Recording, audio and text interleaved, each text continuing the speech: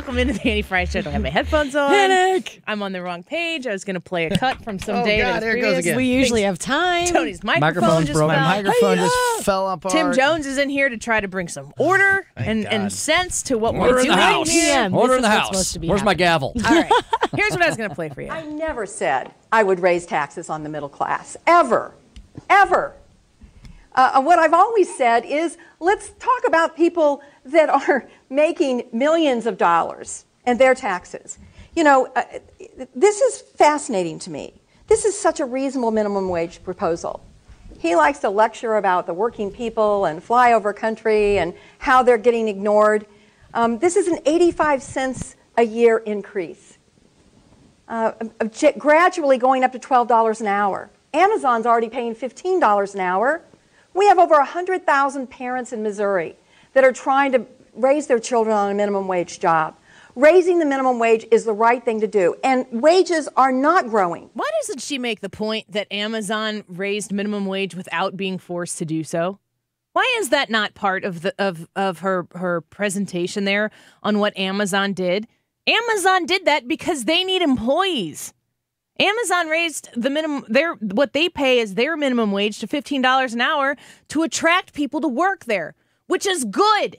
Because if everybody was paying $15 an hour, Amazon wouldn't have to try to do things to attract employees who want to go there and be there and stay there. She doesn't get it. This is Hawley's response to the minimum wage conversation. I'm going to vote no on that particular provision. I think that we need a wage increase, and we need it across the board. And one of the things, but I'm going to vote no on the Missouri measure because I'm worried that it will raise the minimum here quickly and out of step with other states. I don't want to see jobs lost. Let me say this, though, Judy. Wage growth is at a 10-year high in this country. Wages have been stagnant for decades. Senator McCaskill has been in politics for 36 years. During that entire time, jobs have gone overseas. She's watched thousands of jobs leave this state. Wages have been flat or declining in this state. They are just now beginning to grow. Middle-class incomes beginning to grow, reaching a new high. And what does Senator McCaskill want to do? Adopt the party line, raise your taxes. She's already talked about it tonight. So Tim Jones in studio with us now, host of the Tim Jones Show, Sunday 7 to 9 right here on 97.1. Your reaction to that debate last night, were you like pumping your fists in the air like, yeah, Judge Hawley, you go get him? Or were you like, oh, okay, yeah, I'm still going to vote for Judge? No, Claire McCaskill was distressed, depressed, and on the defensive last night. She was. It's like one of those cartoons where they're like, woo, woo, woo, woo. You know, the wheels are spinning backwards. You know, and she. I know exactly. What you're don't let Trish hear that. She'll do another drop of me with the. Oh yeah, we can't isolate bad and bougie. Texting Trish. Right, exactly. Now. No, I thought that for the first time, and let me give Claire McCaskill some credit first before I tell you how bad she's doing right now. In the past, she has always managed to pull the magical rabbit out of the hat, to have some kind of September or October surprise, to always fake fraud and feint voters, so where they don't she has done a great job of creating this fraudulent facade of herself of being a moderate. She's not a moderate. I think the line that I heard last night that is being blasted all over the Twitterverse and Facebook and other social media outlets and the headlines is that she actually admitted, she said something like, I often don't vote with how Missouri voters would want me to vote. Yeah. I get it. Yeah. Her line was, I get it. Yeah. She's admitting. I remember at that moment, too, I was like, she's out of step. She's admitting. She's admitting that everything that we have criticized her about is not political talking points from the right. It's the truth. And what a perfect moment in time to explain liberal elitism. Yes. I know that this isn't how you Missourians think this should go, but trust me. Trust me on this to make sure that you understand that even though your simple minds here in Missouri, the flyover country, which I'm flying over in my plane all the time, how come you folks in flyover country don't understand that this is really, honestly, believe me, this is what's best. That's Claire McCaskill. That's the Democratic Party. How do you not interpret that as anything but I know better than you? Completely. That's what it is. I know better. I understand that you don't agree with me, but you're not smart enough. It's California Cayman's Claire. I mean, she would rather hang out with the Hollywood bunch in Beverly Hills than be in the boot heel. And she admitted, I cannot believe from Claire McCaskill and from Democrats nationally the amount of unforced errors they have committed this election cycle. It's kind of like, I just want to tell the Republicans, just zip it. Just keep your mouth shut and let them continue to step on their own feet. Everything from Pocahontas, who drops her DNA test story. They must be so upset at her for drawing that national spotlight on her fake, fraudulent effort to be an American Indian. Did you hear the Alfred E. Smith dinner at all? No. So last year you went with Paul Ryan, who's a Boy Scout, and that's fine, but a little boring. So this year you wanted to spice things up again, right? I get it. You wanted an Indian woman, but Elizabeth Warren failed her DNA test. So good. And I one of the other things she did is she pulled up a glass of water from behind the podium, and she goes, "Looks like I have Mayor de Blasio's water here. No ice." she was nailing it. She was hitting them one after the other, had everybody rolling. But... You got Spartacus, Cory Booker. Yeah. You've got Beto, whatever the heck that is. He's isn't he Robert O'Rourke? Beto. He's 100% Irish Catholic, and he tried to join the Congressional Hispanic Caucus. They're all.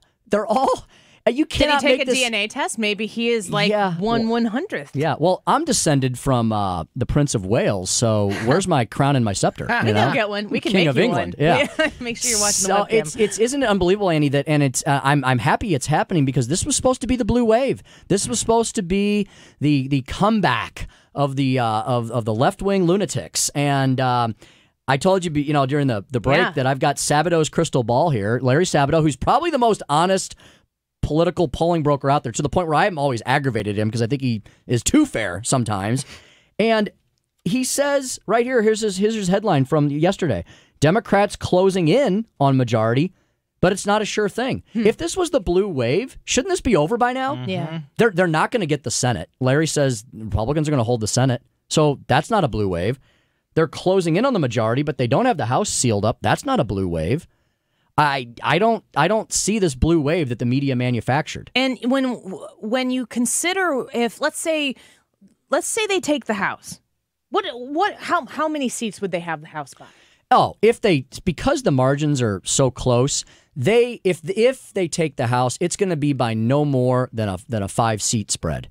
At the most, which I is predict. nothing. Which is gridlock right Absolute now, because gridlock. in the Democratic Party, you have people who are Democrats, and then you have people who are socialists, and they're not all on the same boat with things. And in the Republican Party, especially in the House, you have people who are your more establishment-like Republicans, been there for a long time, and then you have your Freedom Caucus. They don't get along on everything either. So there's gridlock within the parties, not let alone gridlock between the parties. So if you have that shift, it could go certainly in the Democrats' favor, but it doesn't necessarily mean that anything is immediately going to happen. And just think for a second, if Donald Trump continues to retain the Senate and maybe even pick up a seat, 2, possibly 3 in the Senate, he can still get his confirmations through, which is a huge, huge thing for presidential power to be able to do that through the Senate.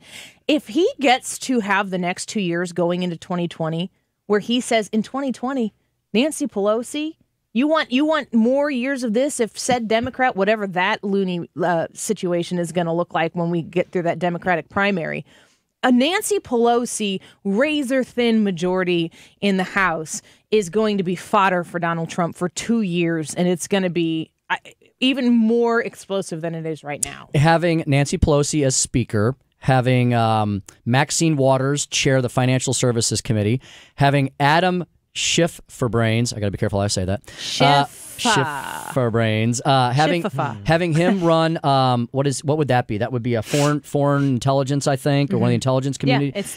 Having this oversight. Is it oversight? Yeah, having this. Look at that nutty cast of characters there. Having them run all that. Why do you and I say already it's going to be gridlock? Because we know this is not the party of JFK and Harry Truman and even Bill Clinton anymore. This is not a party, the Democratic Party, that believes like JFK in cutting taxes, that believes in, like Bill Clinton, in welfare to work. This is a party that the extreme left has taken over, and so they're not going to support reducing regulations, cutting taxes, confirming constitutional originalist Supreme Court judges. It's going to be impeach, obstruct and resist. And after 2 years of that, you know what the American people are going to do? They're going to be like, let's bring back the red wave. Donald Trump will be swept back in with a total knockout victory, I predict, in 2020 if this all happens. So you're the Speaker of the House in the state of Missouri.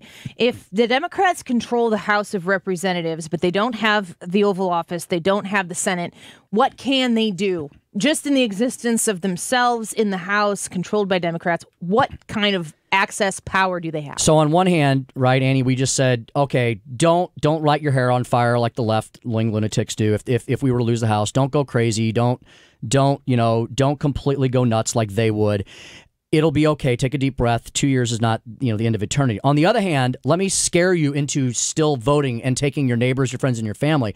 Here's what will happen. Every day, there'll be a new investigation against the president and his family and his supporters and his entire operation. Every week there will be an impeachment vote. Okay, there will be subpoenas. We are getting close to learning all the details of the real Russian collusion story of 2016, which was the Barack Obama. Do not let him off the hook on this. The Barack Obama White House, in conjunction with the Hillary Clinton crime cartel, James Comey, Bruce Orr, all that crew, weaponizing our intelligence agencies, which should terrify every American, including the ACLU, the civil libertarians like Alan Dershowitz, who are upset about this, weaponizing those agencies to spy on a political candidate. Never been done before in our nation's history.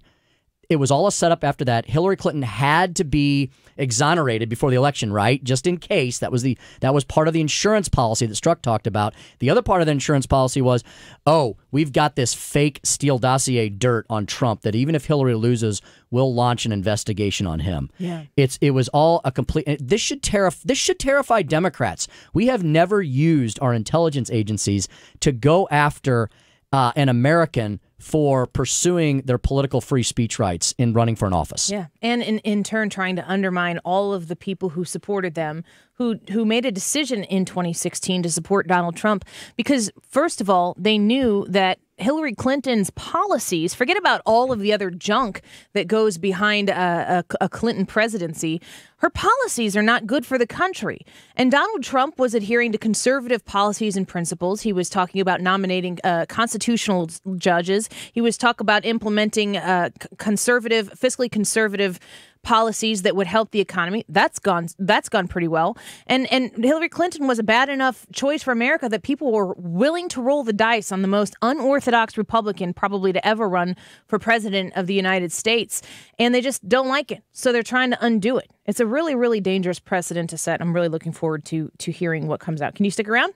Yes. Okay, Tim Jones in studio with us, taking your phone calls as well. If you've got any questions about any of the ballot measures or the Missouri voting issues, you can give us a call at 314-241-9797, 314-241-9797. We'll take your phone calls here while Tim Jones is in studio with us, or anything else that we've been talking about with the McCaskill and Hawley debate last night, or the madness of the left, the Rosie O'Donnells, the Cory Bookers, and the Chuck Schumers. What a group. What a group. All right, your phone calls as soon as we come back. Don't go anywhere.